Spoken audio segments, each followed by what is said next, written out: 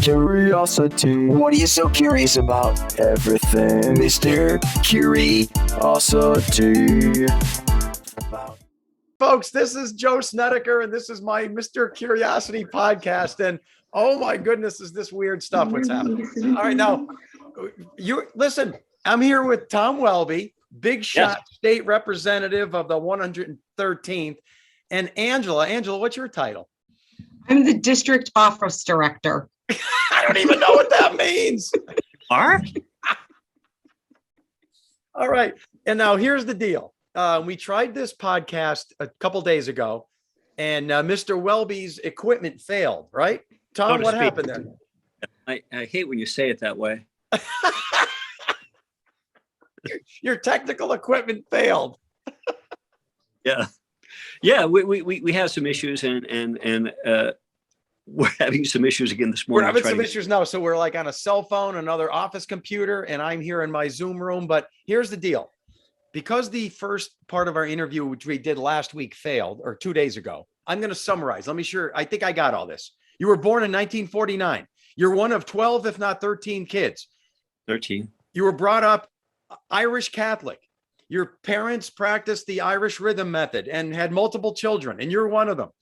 And then you were a quiet kid in high school. You were born and raised in Scranton. You went to a Catholic school, but then you moved to a public school for graduation, correct? For ninth grade. Okay. I think that's where we left off. Bye-bye. Goodbye. No, what'd you do after? So, all right. So, Ange, are we boring you already or no? You're okay with that? I'm interested to learn about State Representative Thom Welby's history. Did you know all this that we said? I did. I still don't know if there's 12 or 13 kids. How many? 13. One had, there were 13 of us. 13, and that's a huge family. So now you're in your late high school years and you're thinking about a career. What happens then? I don't remember. And is he always like this? Always. Sorry, Come on, Thom, you're the big shot 113th Lackawanna County State Representative. This is it, man. This is it. This is your new avenue for success. It is, but before we get there, can we go back to the DJ days? I want to hear a little bit about that. We're gonna get to. That's what I want to hear. Okay. I want to hear about DJ, Rock 107, college. Where'd you go to college, big guy? Oh, I did not. While I was still in high school, I got involved in the arts and in theater and just activities. A lot of activities in high school from the ski club, and I didn't ski, but I like going up to the mountain and sitting in the lodge. Actually, I sprained my ankle taking lessons the very first week. And then we started a spirit club, just got really, really involved with different programs within the high school. I with someone else, co-wrote an underground newspaper that almost got me expelled, and just fun in high school. And that went from my first year in high school, ninth grade, going from St. Anne's and then into West Side, where it was like 24, 27 kids in the class to like 400 in the class. My first year, I didn't talk to anybody almost. It was just, I was just really intimidated, really almost afraid to talk to people. But I got involved with the theater group, got involved. It helped me out socially. It just really opened me up almost too much. And while I was there, I got involved in some community theater as well while I was in high school. And I got involved with theater groups, and that's what I wanted to do. And after all, this was the late 60s, so it's peace, love, and happiness, right? Love eternal grooviness. So you were grooving. But what do you do for money? Are you still living at home when you get out of high school? What do you... I graduated on Friday night, and literally Saturday morning, I rearranged it, but I went from graduating on Friday night to Saturday morning, joining a summer stock theater group, semi-professional theater group in the Poconos. And that's what I did. I thought that I would become an actor and be famous and be in all of the movies that you like to watch. In that theater group up in the Poconos, we as any nonprofit or rather semi-profit theater group would do, you work morning till night, work on sets, you work on audio, you work on lighting, and then also you're in the play and rehearsing all day. And I went through the entire summer working. It was crazy working from 9 in the morning till 9 at night, but enjoying it, having a ball, meeting all these people from New York and Chicago that were in the group. And as it ended at the end of the season, I figured it out. I netted out to about $7 a day. I'm sorry, it was $7 a week was net pay. And I kind of thought to myself, well, I better find something other than this. And I just took odd jobs and eventually went to work in the post office in Morristown, New Jersey for a year. Yeah, but wait right there. Stop now. So, Ange, I think a lot of folks would say now, the cynics would say, oh, yeah, another politician, actor, pretending he's something he's not. It all goes together, doesn't it? Not that that's you, because you are a kind, sincere, loving, great guy. I know that, but I'm just saying the cynics might say that. Well, I just loved the theater. It was terrific. Did you open up? Were you a different person then? Were you starting to meet women? I don't know what you were trying to do back then in 69, 70. Yeah, that was part of it. When I went into the theater group in the Poconos, it was a little bit different in that I was really excited by these actors from New York and Chicago. But I got used to it and got involved and worked hard and enjoyed the heck out of it, trying out for and being in different places up there. But it just didn't work out financially. So you were living at home at the time, commuting? Oh, no. I lived up there. You are, like, you're 19 years old. You leave home and you're just doing theater stuff? Absolutely, yeah. What, are you living in someone's basement? How do you do that? Well, yeah, we literally the theater company had 2 houses that we lived in. But yeah, it was in residence theater, and there's a lot of people have done it. I have a cousin, Donna, who did it professionally and still is doing it in New York. Ange, we were still in diapers. We don't understand this way of life he was doing, right? I mean, the crazy late 60s, early 70s. How do you just leave home, live in a theater group? What the heck? Well, I think we all do it one way or the other. A way to school. I mean, you're on your own. You're doing whatever stuff with new people. I did with theater, but I wasn't sure what I wanted to do, and I started to work at the post office in Morristown, New Jersey. My whole family has been involved in the post office previously. My dad was a supervisor in Scranton. My uncle Bob was a supervisor in Scranton. My uncle Tom was the postmaster in Taylor Old Forge. I have an uncle who was a postmaster in New Jersey. And I just thought I'd give it a shot. To me, this sounds like a great career path. Okay, so now I'm going to get this steady government job. I'm going to make good money, get good benefits, get married, have kids, and there it is. It's over. There you go. But yeah, and passed away. He passed away in 1969. I thought I'd give it a shot, give it a whirl, and maybe the Welby genes were meant to be in the post office. As it turned, I decided to get out of it. I was told that in order to take the supervisors or inspectors test, you had to be there 3 or 5 years, respectively. And I thought, I know more than these people after a year, which was a little vain of me. Yeah. But I went to a radio broadcasting school, a career broadcasting school in Manhattan that Joey Shaver from WARM turned me on to. And I went out. Your microphone seems to be cutting in and out. You may have to go join Angela. You guys might have to do this as a duo. I don't know. I could. And do you hear him cutting out a lot? He could. I'm not a fan of sharing the microphone. I could definitely. All right. So I don't see you. I could pass the chair to the state rep. No, I like this here. So Tom, if you could still hear us, what are you doing at the post office? You licking stamps? Are you? I was a clerk. Here, just go sit. Mostly, there he goes. They're still working this out in the big state rep office. Here we go. See, it's all about the arrival. There you go. All right. See. Whoa. Phone off. Shut that phone off. Yeah. That's why he needs an assistant. All right. She's gone. Yep. Oh, now it sounds so much better.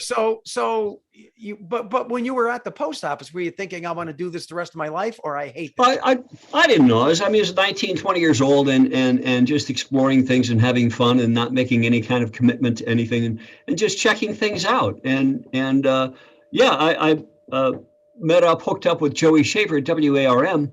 I always enjoyed radio as well.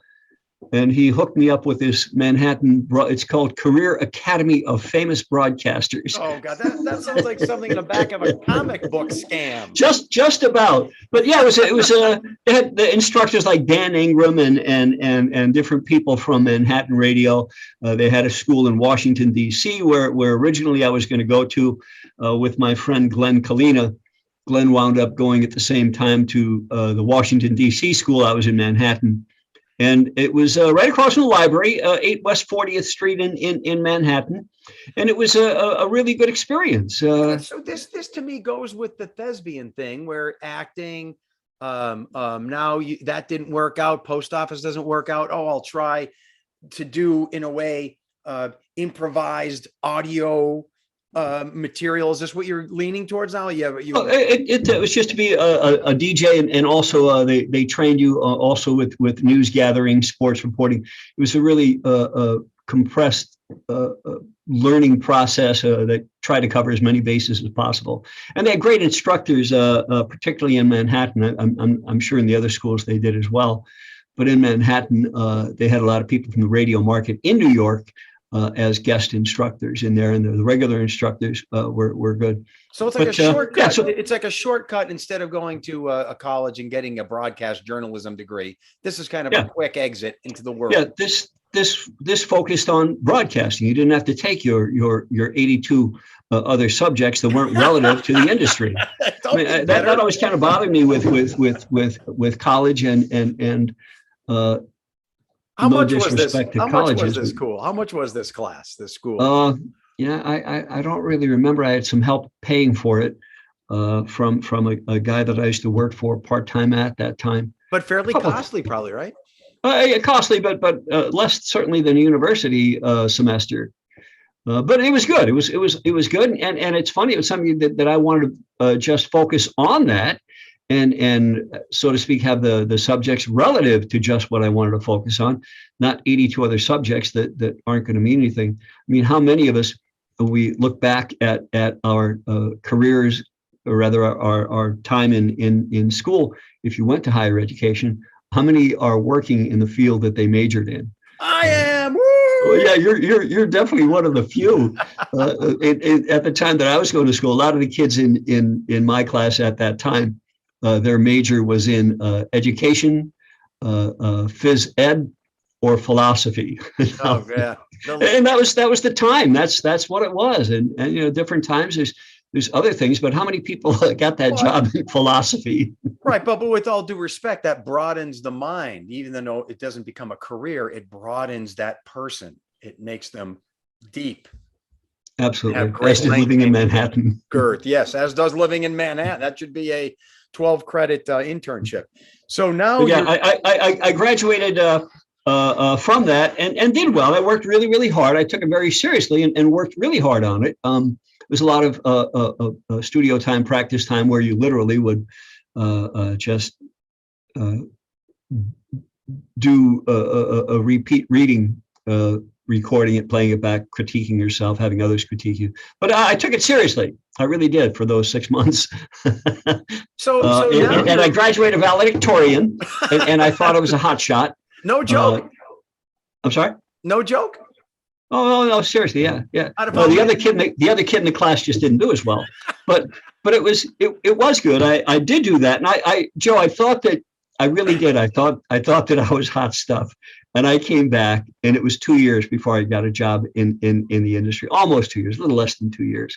Oh man. Well, that means, but I guess what the universe was telling you back there, since you felt so good and cocky about it, is you found your groove where you're meant to go in life.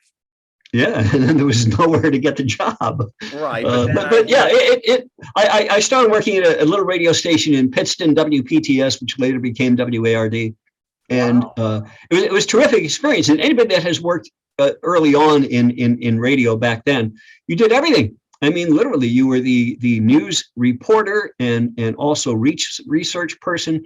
Early in the morning, when I got in at whatever 5 or 6 o'clock, you're calling all of the police departments and state police barracks, asking if anything happened overnight, and you found ways to get news stories. You wrote them, and then there's a pretty good chance that at from 9 until 3 or 10 until 3, you were the midday jock. And then after you got off the air, you recorded commercials. You did everything, and it was a terrific learning experience working in a small radio station. I went from WPTS in 1975. I moved over to WEJL, and they had an FM station at the time, WEZX, which was a dentist office, elevator music kind of radio station. WEJL, I was here comes the birth of rock and roll and your new life. And here comes me entering the world 12, 13 years old. And this is Rock 107's beginning. And you're one of the first guys there. Yeah. We in I think it was December of 76, we started to work on changing the format. There was no rock radio station in the market other than WBAX, AM radio stations, and WILK. WSCR was doing some stuff. Now, please back up for a second. So there really was no even FM in the early 70s, correct? Like it was there. That's right. Yeah, there was the syndicated FM stations. EZX had it originally. It was called Hit Parade, and it went to WGBI. It was WGBI FM. And it was nothing like today. Now FM rules the airwaves. Back then it was AM. Right. So you're at the beginning of a new industry. Yeah. Well, we at the time when the owner Bill Lynott and his program director, Joe Silva, are the ones that decided to take the leap and change the format from elevator music to rock and roll. And at the radio station, we didn't have any records. Even at WEJL, when I got there, they used to buy their records at Spruce Record Shop and in the record department at Globe Store. I took over as music director and got involved with the record labels, became we call it a reporter for trade magazines, the Gavin Report, and then Radio and Records. Right. And the record companies started sending me the records, but we had no library to fall back on. They would send us the new stuff, and eventually I got them to send us the libraries of all the different bands and single artists. But we wanted to change to rock radio, and we didn't have the records. That's amazing. So I'm trying. Can I just ask you this then? Because now, what are we talking? 74, 75, 76, or late 70s? No, 75 was still the beautiful music format on the FM, and I was on EJL. And late 76 is when the change started to happen. But what does this say about our area? And I wonder how indicative it was of the Northeast or the nation.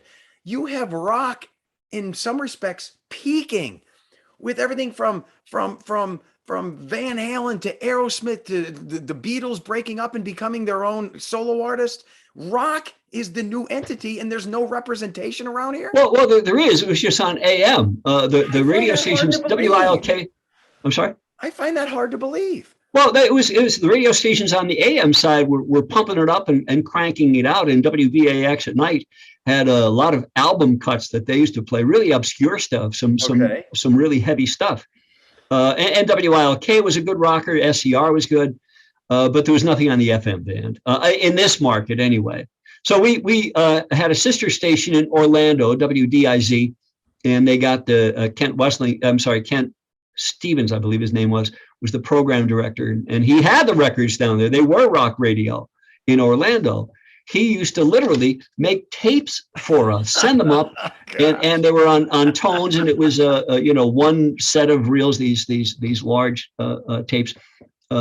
We had an automation system, and we programmed it based on his reels that he used to send up to us from Florida, until we were able to finally establish a library of music up here that we could play our own. Up until that, we couldn't. So we were taped up until the beginning of around 1980, and originally we were FM 107. Yes. And we had some contests going on to establish a logo. And while we were FM 107, before they went live, I was gone when they went live. And one cool contest that we had was we had a promotion where we asked people to come up with a new logo for us for FM 107. We had 2 grand prizes. One was for the most creative and one was for the largest. And we had people painting the FM 107 logo or call letters on the side of houses, along the rocks on 81, carving it out in the field. It was terrific. We did get a cease and desist from PennDOT because people were literally painting it on rock ledges or bridges or whatever along 81. But it was fun. Looking for a logo. When we came up with this cool little FM 107 logo that had like a sunrise coming out of it, and it was pretty neat. And then eventually, after we established a library and got the jocks in line, and I was leading at that time.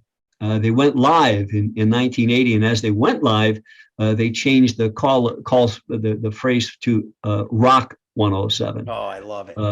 And also we referred to it then as your 24-hour rock concert.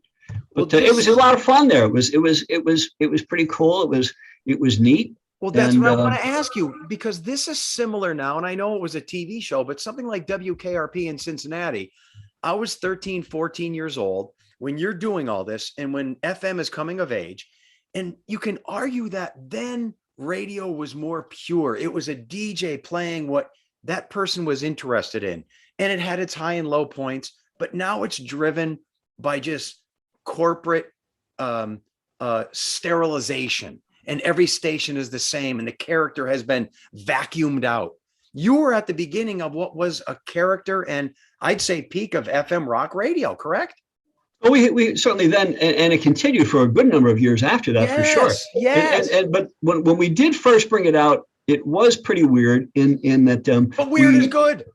Well, yeah, it was, and we took it was just after Christmas, I believe.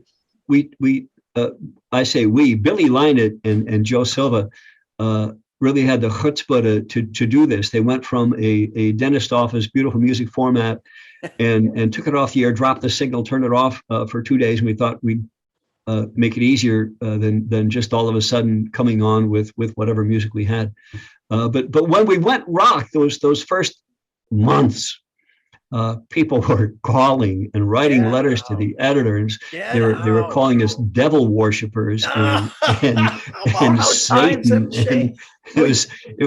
But Billy Lynott and Joe took the brunt of it. I mean, they had a lot of business people coming down on them and community leaders saying, what are you doing? Well, that was a risk, and they were on the cutting edge of a new wave of music. Yeah. So wow. I didn't think about it that much, but I look back on it now, and they got a lot of abuse for changing that and going rock. And we used to play back then. We used to play a lot of obscure stuff. It was terrific. Yeah. But were you one of those DJs who would play maybe a B cut from Pink Floyd, or you would play some absolutely song by Blue Circle? Were you that guy? Eventually, we started making our own tapes, and in making the tapes, we used to do a lot of obscure album cuts, and it was a lot of fun. Also, one night for a Saturday night, I aired a little program that I spliced together. I put together. We called it Saturday Night Taped. And at that time, the Supreme Court was hearing these 7 words you can't say on radio or TV. Okay. That was being decided by the Supreme Court. And the FCC rule that I read said that while it's being considered by the Supreme Court, no action could be taken against a broadcast facility for doing that until it's declared by the Supreme Court as illegal. And me, without asking permission, thought that was true. And I put together a reel of an hour-long show using George Carlin's full set of 7 words you can't say, Cheech and Chong with the dogs under the porch, and all of these other comedy routines that were popular at the time. I love it. That literally did the routines using those 7 words, and I aired it on that Saturday night taped, and Billy Lynott called me. I Bonehead Welby just assumed that it was okay. Called me kind of in a fit, not not happy with what I did. And Yeah. I explained, I expressed to him that, so long as the Supreme Court hasn't ruled on it yet, we're safe, we're okay. I think if he was in the same room with me, I think he would have killed me. But he did kind of say that, I better be right, and I'll talk to you Monday. But it was yeah, we did do things that were on the edge and a lot of fun, and it is a different world, and you do have to be safe now. Well, we don't want to get too bogged down in just one aspect of your life, but so this is in your 20s now, and where are you living? What are you doing? Are you married, kids? You're working full time at the radio station? Yeah, I was working full time at the radio station, and yeah, I was had for in between apartments. I lived at home, but yeah, I had an apartment that I was living in. I think at that time it might have been in Music, in the Greenwood section of Music. Another time I was over at the Taylor West Granton line. And how old are you? Yeah, it's just having my own place. You're close to 30 and also during that time I got married and had a son, my son Alden. Yeah.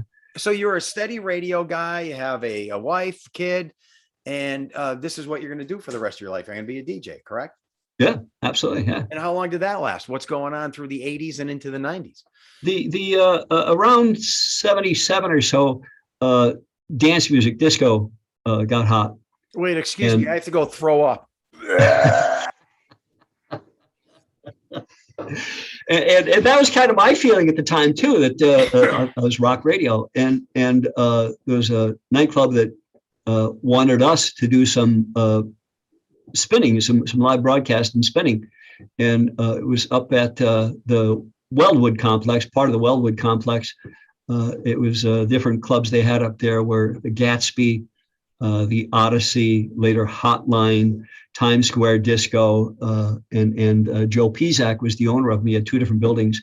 And so we went up as 107 and we spun, and it was like $75 cash that night. And there were two DJs.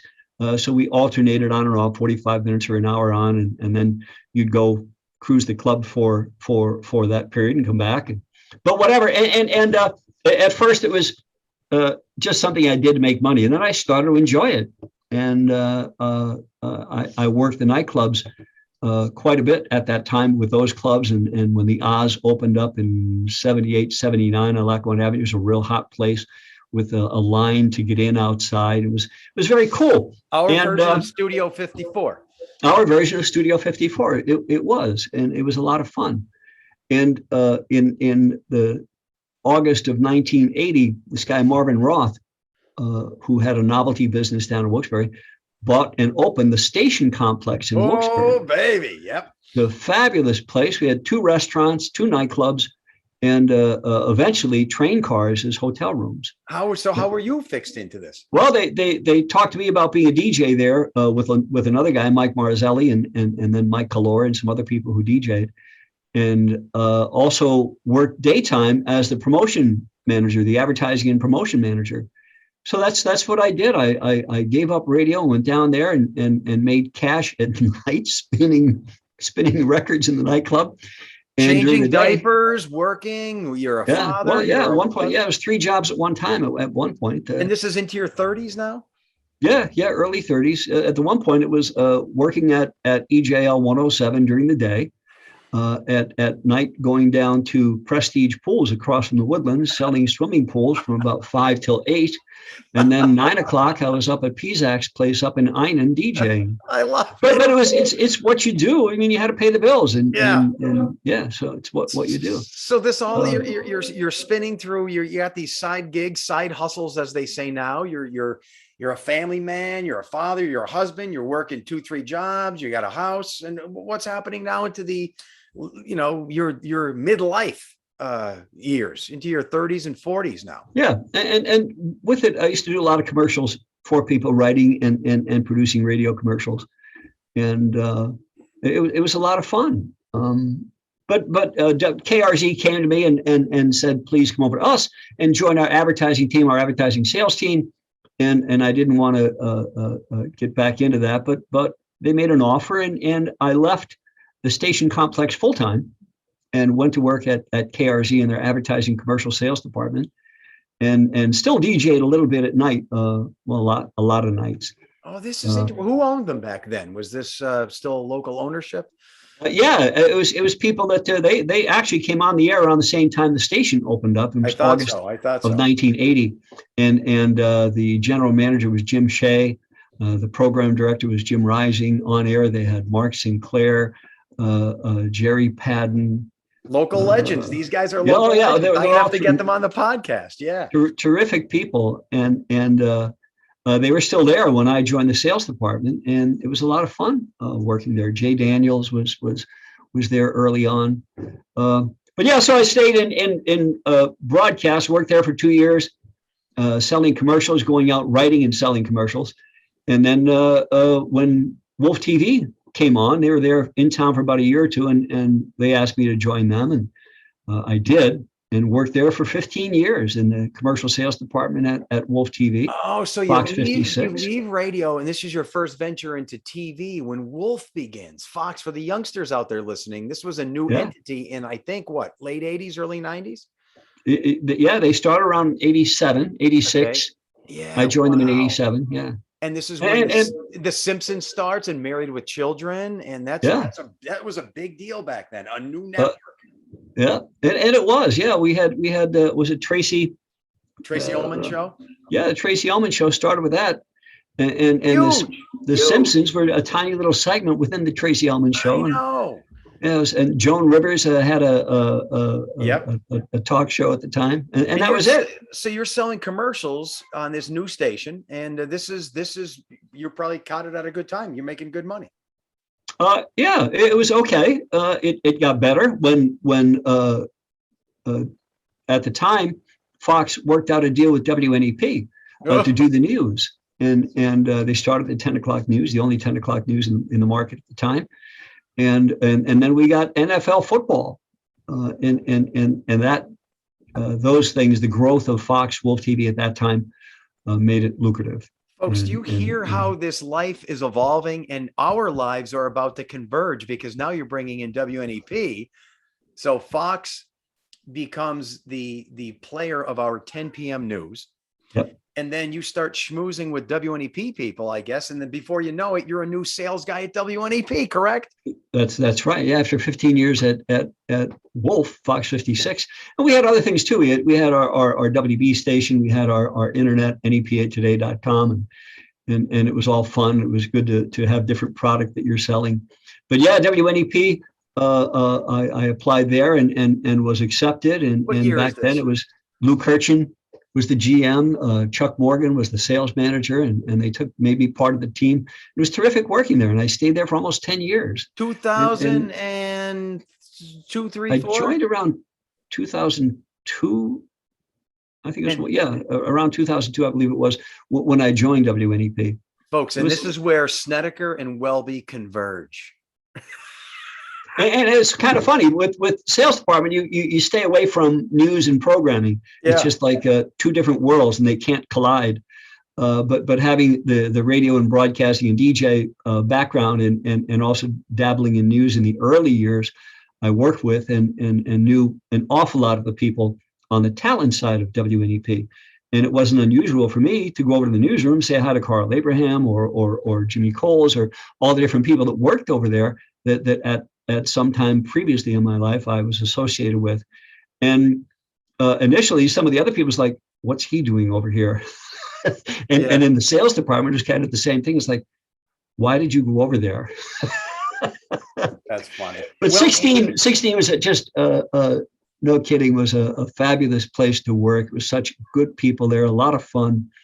And I must say, Tom, though, because I remember when you first started, because again, you're 15, 16 years older than me. So I was kind of the new guy at WNEP full time. And here comes you, this sales guy. And he would always, like you said, come down to the news department, but you were cool. You were honest. You were fun. Not that other sales guys weren't. Say. I don't mean it that way, but I mean, I immediately connected to you because you were the kind of guy, didn't take yourself too seriously, had a good time, could trust, just what we call a bro, a dude, a good guy. So we hit it off, you and I. Remember I used to show you the the Andrew Jackson on the front Oh, cover? yeah. I wear my hair at different lengths at different times too. And yes, you did. You took one of the pictures, copied it onto the $20 bill, I think it was. Yeah, he looked just like Andrew Jackson. You look just like Andrew Jackson on the $20 bill. And I thought we'd pull that out. And yeah, you were just as crazy back then in your early days as you are now. It hasn't changed an iota.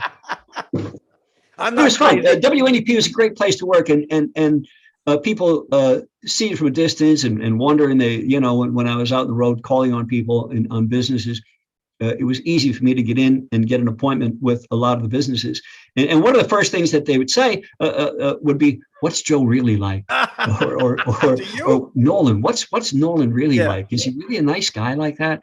It was for people that question it and wonder about it. 16. I've been out for 10 years, but 16 was really a great place to work. And I've been blessed also in a lot of the places that I've worked, including Fox 56, Wolf TV, and WNEP. The management at both of those places not only let me, but even encouraged me and others to get involved in the community and do public service work. And there's not a lot of employers that allow for that. They say, "No, that's on your own time. You can't be spending work time on that." But they literally encourage it, and I hope they still do. And I got involved with so many different public service groups, nonprofit groups, in helping them out and doing things. And more businesses should have that kind of philosophy that Wolf and WNEP does. It makes the community better. It makes their business better too. It makes the perception of their business better. And Lou Kirchin at WNEP knew that and lived that. And then Chuck Morgan, following Lou, copied that same philosophy. It was for those of you watching, listening, WNEP really was, and I assume still is, just a fabulous place to work and great people there. But Welbs, that's you are so right in your last few comments about the community service. And here's the thing that impressed me about Welby. Whenever there was an event that was a good for the community event, a nonprofit, whether it's my bike ride, whether it's the Susan G. Komen fundraiser, whether it's Feed a Friend, every event and a charitable outlet that happened in the area, you were either a part of, or you would show up there. You wouldn't tell anybody. You would just show up. And I'm like, who is this guy? Who is this martyr? Who is this man? Because you have this subtlety about you, but you would always be a part of and want to be entwined with a good deed for the community. And I'm not just saying that. This is the straight dope. You would inject yourself into anything good. You and so many other people have that same philosophy, as do people watching and listening, and so many people we know. But for me, it grows out, a lot of it through growing up as one of 13 kids, and we did not have a lot. We had a lot of support from the community that helped us, and I mean, I lived what a hand up can do and make someone feel. And I also lived when you were played down because of your position. Yep. And I just lost you, Joe. There we are. I still got you. So yeah, you are a community guy. You're an honest guy. You're a cool guy. You're a help others kind of guy. And that's. I was lucky. I was lucky to have people helping me as I grew up. My dad died in 1969, and at the time there were 11 of us at home. At that time, my older brother Jimmy had joined the Navy, and my sister Amory had just gotten married. So I was the oldest at home, and there's my mom with 11 kids, a single parent with 11 kids. If I had 11 of me, I think I'd drown half of us. But I was blessed in knowing what a difference it does make to someone and to a family when if you can help them and help them quietly too. You don't do it to be seen as helping someone. That you sure do is it you. It's the right thing to do. Yeah. So I can't believe it's been 10 years since you left NEP. Is that true? Yeah, and when I left WNEP, it was kind of weird. I used to look at the obituary papers to be aware of. Well, when I did look at them, excuse me, not that I looked at them, but when I did look at them, it was to be aware of with friends of mine when their parents passed. Well, I want to be aware of it and do that. And as I was doing that, it went from seeing parents to seeing people my age, and then seeing people younger than me. And I was like, about 62 at the time, and I thought, I'm going to retire. I'm going to go out and get my public service work in before that bus that's out there looking for me runs me down. And that's literally why I retired from WNEP, to do public service work and just get that in. And I was wondering that. So when you left WNEP and you were only 62 years old or something, correct? Yeah, and I was making some pretty good money there, even though we had gone through a pretty serious recession as far as commercial sales goes. Right.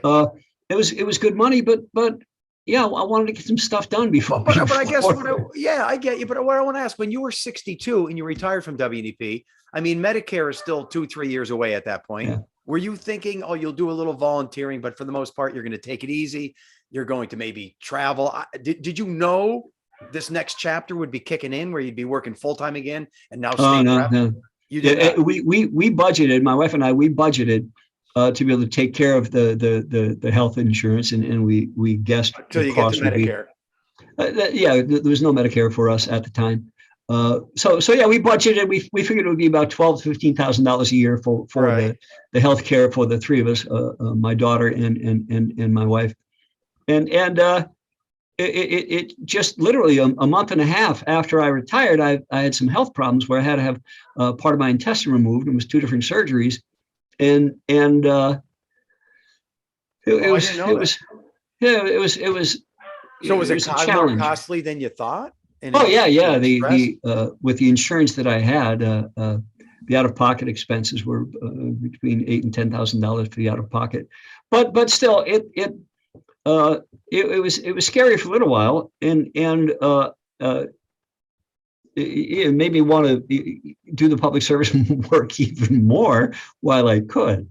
So did you have to get back into did you have to get back into being employed because of that partially? No, we were still okay. Okay, you're still okay. Yeah, but we were still okay. Yeah. So did you know the Marty Flynn thing? How did that happen? Well, that's at that time. Marty was running for office at that time. It was 2012. Not really. He's a distant cousin. Okay. I knew him certainly, and it was more of some of the people who were working on his campaign knew me. And they came to me and asked if I would work for him. And I said, absolutely not. I'm not going to work for a politician. I just want to do what I'm doing and not work for anyone. I don't need to say a politician, but I just don't want to work for anyone. Right. I want to be my person and do what I want to do and not be told what to do. And they kept talking to me, and eventually they kind of positioned it that I can continue to do the public service work that I'm doing and get paid for it. And we originally we kind of agreed that I do it part-time, maybe 20 hours or so a week. All right. And we'll see how it worked out. If it worked out good, if it didn't, that's okay too.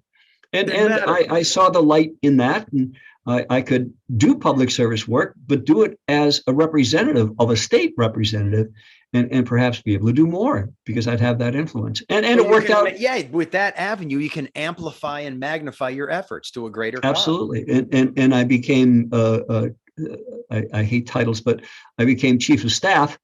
And it was a lot easier for me to call or write to somebody with a signature on my letterhead of chief of staff, state representative Marty Flynn, and got people's attention, was able to do a lot more because of that. Versus Thom Welby from Scranton. It's like nobody will pick up the phone. But it was terrific, and I got paid for it, not as much as I did in working in advertising. But was this your first elbow into politics? Or you never did anything like that, did you? I volunteered for people in the past and worked on campaigns of people that I believed in the past. So I always volunteer for people that I believed in. And there was a friend of my wife when she worked at Scranton State General Hospital would ask her, Kathy, who is Tom supporting this year? And she'd tell me, she says, oh, I just want to know who not to vote for. But I always believed in the idealist and still do, and still have some of that within me today, as you do, and most of us do. So when you were with Marty, how long was this going on? And when you're 2-3 years in, did you think, oh, I love this, I can do this until who knows when? Yeah, absolutely. And that was the case. I said, this is good. And it's terrific when, you have somebody that's trying to get something done, particularly through the state, and nobody's calling them back. And we're able to get something done that didn't always work out. There's a lot of people that we weren't able to help, but it's pretty good when you restore someone's faith in the system and help them out. And Marty, because of Marty's philosophy, it was a little different than just handling state issues. If somebody called and said that my neighbor's parking in my parking spot, or they're not cutting their grass next door, they're too loud, whatever, instead of giving them the number of the zoning department or whatever in the city, he would remind us, all of us on the staff, help them, take care of them, go down and take pictures. Like personally, you'd have to go out and do that. Wow, that's interesting. Yeah. So yeah, we did. And we call the different departments that were relative or do whatever it took and helped a lot of people outside of state business just to make people happy. Let people know that people do care and people do want to help. Can't always be successful. And there's some people have a hard time accepting that because some things you can't fix. But we try. And that's great. When was that first moment? How long ago? And what did you feel inside when you thought or asked to be, or how it evolved to be, I'm going to be the potential successor temporarily, or whatever you want to call this stage? Now, when did that happen? And and that happened by accident. It wasn't something that I wanted to do. Did you ever see that happening or no? Not really. No. I like being in the back because part of it is you can walk away. Yeah. And how long ago was that? It was around July of this past year. Marty was sworn in June as senator, and the seat became vacant. And I but before that, he must have shared with you his plans, right? And we did he say, "I want you to do this," or no? No, he never pushed anything, and just honored whatever I was going to be doing. Let me decide. And did you have to think about it, or you just thought definitely? Yeah, I did think about it. Talked with my wife about it, and we thought it would be good. I could be the one that will make some decisions and choose the direction and path, and a lot of it is staying right in line with what Marty was doing, particularly with the constituent service, trying to help people out wherever we can, whenever we can. And folks, he's sincere too. He's sincere. Trust me. I can see the things that I want to see done are pretty much the same things that everybody's been saying for 20 years. We want to end that corporate loophole that's going on. We want to improve the funding for our school districts. And as a volunteer, I've been doing that since the 90s, going down to Harrisburg with some friends of mine from Stanford Children in Good Schools, Pennsylvania. We'd be down and knock on doors in Harrisburg, and now I'm going to be doing it as a state rep. I hope that we can achieve some of these things. There's such a poison that exists in Harrisburg and Washington and in capitals all around the country, where one side won't work with the other. And my pitch to people in asking them to support me in my drive to be the state rep is that I have no problem crossing the aisle and working with other people. But if other people don't do the same, I mean, I'm on an island. I can't get anything done. And it seems that to such an extreme degree, one side, it doesn't matter what the position is. It's like, oh no, we're only going to vote Democrat or we're only going to vote Republican.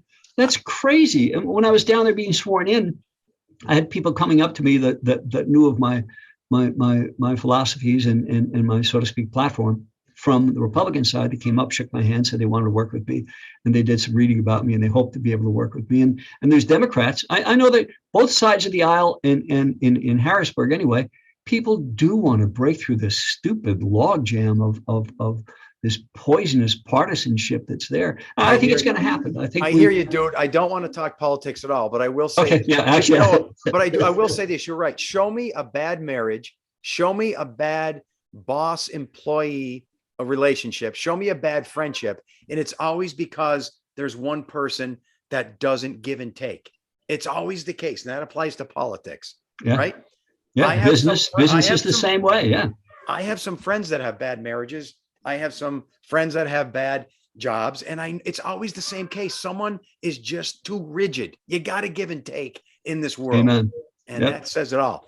So when you were down in the initial stages of getting sworn in and everything, were you ever entrenched in that world? Because I'm wondering if you were surprised or what it was like, or what it was like to be thrown in to Harrisburg. Now you're this big shot. Like what's the feeling there? I don't know. It's still kind of surreal for me. Yeah. I know I'm not, one of the old school politicians, and maybe I'm misreading a lot of them too. Maybe they're not either. Maybe, I just didn't feel comfortable initially going down there and not being part of the clique. Oh, but were you welcomed? Were you welcomed, or was there like a wall? Oh yeah, actually, for so many, it was welcoming, and those that I've interacted with so far have been terrific, and do want to work together, and are some really good people. We'll find out. So you feel good about it so far? I'm sorry. You feel good about it so far? Yeah, absolutely. And as of today, when we're sitting here recording this, I'm only in there 2 weeks, and I was only down there in Harrisburg itself for 4 days so far. So I have a long way to go. Tom, as you may know, right now, yeah, we'll see. As you may know, I'm a man of science. I have no interest and never delved into politics. I have the basic education in it, but I'm not attracted to it at all. I have no interest. I don't read about it. I'm glad it exists, but I don't want to be a part of it. The reason I say that is there may be other people like me, and I'm fairly good, well-educated. I'm not even sure of the role of a state representative. Could you give me that quick 30-second dissertation? Oh, wouldn't be 30 seconds, that's for sure. But yeah, so our multiple local and Harrisburg, the legislative part of it is trying to find those bills, those laws to adjust or put into effect. And some of it is looking around us at different states, what they have done successfully, and copying that. The simple things about providing for the services that we need and paying for those services, trying to find ways to do that, whether it be our roads and bridges, our education system, so many different things that we depend on for our state, federal, and local governments. So working on that and trying to satisfy those things without overburdening any particular area of us, but also making sure that everybody's paying their fair share. There's a lot of things that aren't right, aren't fair. You have some. But I have some pet peeves. One of them. I don't want to get it. I'm just wondering, is that like 9 to 5? Do you go? Are you expected to be somewhere 8 hours a day, or it's not like that? It's not like that. You can go shopping all day today. No one will know. Came up during our orientation last week that our staff, we have to be sure that our staff is doing their job, and I'm responsible to see that our staff is doing their job all the time. And that if our hours are from 9 to 5, then we work 9 to 5. And I'm lucky. I have a staff that has joined me, some of them from Marty's office, like Angela and Joe Triano, Angela Rempe Jones, who was here before, and Joe Triano, who will work 20 hours a day if that's what it takes to get the job done. But they said regarding the reps, somebody asked a question when I was down there. They said, well, that's true. And we have to write reviews of them and keep everybody informed in Harrisburg as to the progress of the employees.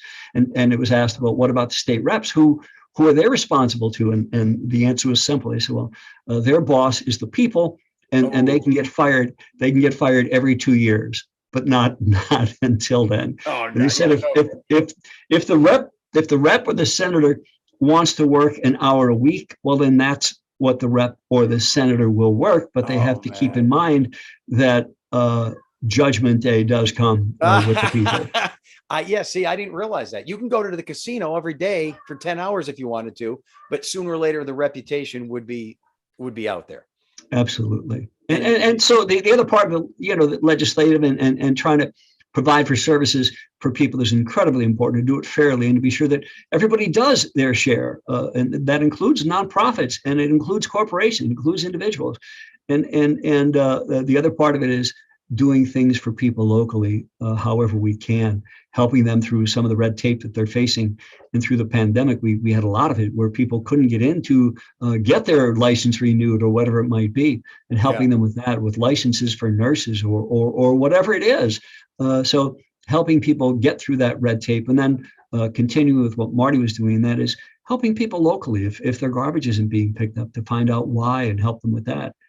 So that's what I look forward to, the human part of it.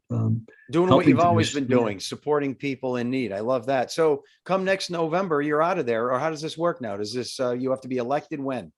Yeah, and the spring is the primary, and part of the thing about the committee that chose me, and my feeling is, the rules are when someone in the House or Senate leaves, the Democrats pick one person that they can have as the candidate to run in a special election, and the Republicans can pick only one person to run in the special election. Right. And they're chosen by a backroom of people, not the people. Which is odd. And that's just the way the rules are, and hopefully we can change that. Yeah, but if you do a great job and everyone loves you and everyone feels that you were successful, that's going to be you. Yeah, but the problem that I have and the committee had in choosing me is we want the people to think that they are the one that are going to choose the state representative. Even though I was selected in the November election, there wasn't a contest to pick that one person who's going to represent the party, either party. Seem odd. But it's an emergency situation, so there has to be it is, but they should arrange for the chief of staff or someone to be appointed to fill that seat in the meantime. For the 6 months, no one represented the 113th district. No one. And I try to do things, but they make clear to you, you're not the state representative. Yeah, that is. Well, so loophole. You can fix that, sir. Yeah, but I did say that in the primary, I won't run. We're going to have an open primary. We're not going to have somebody with a fake 3-month incumbency. I don't mean to say fake 3-month incumbency. I'm going to be working. We're not going to have we're going to have a totally open primary where Joe Blow can come out and run for this seat in the Democratic and Republican primary. And hopefully we'll come up with a good person. I love it. All right. Well, it sounds like you got a great attitude. No more political talk. Is Angela still there? I have a question for her. Angela. Ange, come on. I got to ask you something. She's sleeping. She's taking her nap. It's 11 o'clock, isn't it?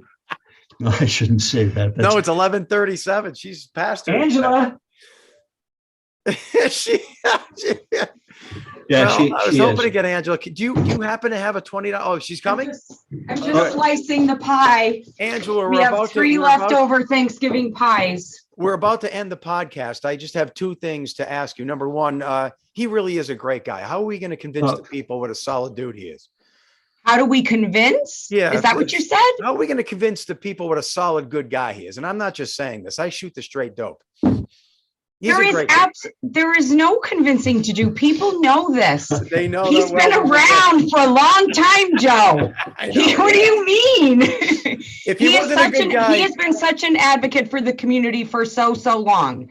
The proof is in the pudding. You're right. And that's the best thing. That's the best thing about him is it wasn't his agenda for a long time. Yep. Right? With the DJing, did you talk about the jumpsuits, the zipper jumpsuits, or did we miss that? Oh, come on. White and denim zipper jumpsuit. You should have been here the whole time. Welby, is that why you kicked her out?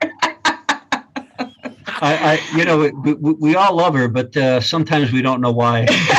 No, he skipped over the jumpsuit talk. I love it. Oh, see, yeah, anyway, back though to what you're saying though about what a great guy he is. I've been blessed to be. It's basically about 9 years now working together, and I am telling you, I know that. Yeah, I know there is absolutely nobody better to service these constituents, and he's been doing this for the community for this long anyway. So I know he has. He's getting sick of this talk. It's so genuine. Let's end with this. Do any of you have a $20 bill on? I probably do. All right. I want you to take a look at it. And I know our podcasters can't see this, but they can listen. Get out a 20 and put it up to the camera. And Ange, you tell me who that looks like on the 20. Nope, don't have one. Oh, no 20. No 20. Wait, who does it look like? That's his twin, Andrew Jackson. You think? When he had longer hair. I think we should get Ange to run for this. Seat. And what? And Ange, why don't you have a $20 bill on you? That's what I need to know. Well, I probably do in my purse. Do you really want me to go look? I think it's worth just 2 more minutes of podcast. Yes. Right. It looks like Representative Welby or something. Yeah, it looks just like him. Maybe Joe does. Andrew Jackson is on the 113th Lackawanna State Representative list. You're going to see this any minute. So, Thom, thanks for coming in. Thanks for your time.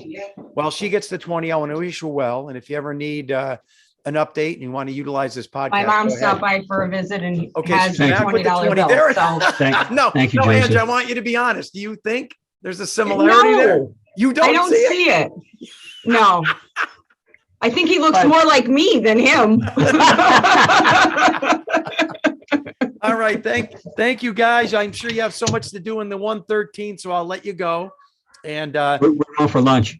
go for lunch. Oh, yeah. And then down to the casino. And just before you leave, though, I got to hear what color was this jumpsuit, Ange? Was it? I told you there was white and denim. And then the burnt orange one. Oh, and a burnt orange. That'd be good for the fall. And it was like all one piece? One piece with a zipper. I've never seen them. The denim one was all buttons. Oh, I'm sorry. The denim one, all buttons. That's, yeah. And how old were you at the time, Tom, when this was being sported? I don't know. I hope under 30. Maybe, but I've never had a leisure suit, if that helps. He also doesn't have running pants. That's why he can't run, because he can't find his running pants. Can I tell when we joined the Barrier Breakers? Well, there's always the ones that they do have. They're not right. We joined the Barrier Breakers. Can I tell this story? I guess. We joined the Barrier Breakers together. You know the Barrier Breakers, The right? couch to Right. 5K. The couch to Yes, 5K. So we went to the first meeting. It was fantastic. We went to the second where you're going to start like doing what you need to do. And then all of a sudden I didn't see Tom anymore. I made it to the third one. Well, and then I said, why aren't you like, we committed to do this together. Why aren't you going? And he said, I can't find my running slacks. The proper running jacket. They had, And the guy's 72. We'll let him go with that, okay? I guess. that's what I could do. I could design good running slacks. Good running slacks. You'll be the fastest guy at the retirement home. All right. Thanks, you guys, for your time. And Thank you, Joseph. You're great. Bye. peace, love, and 113. Curiosity. What are you so curious about? Everything, Mr. Curiosity.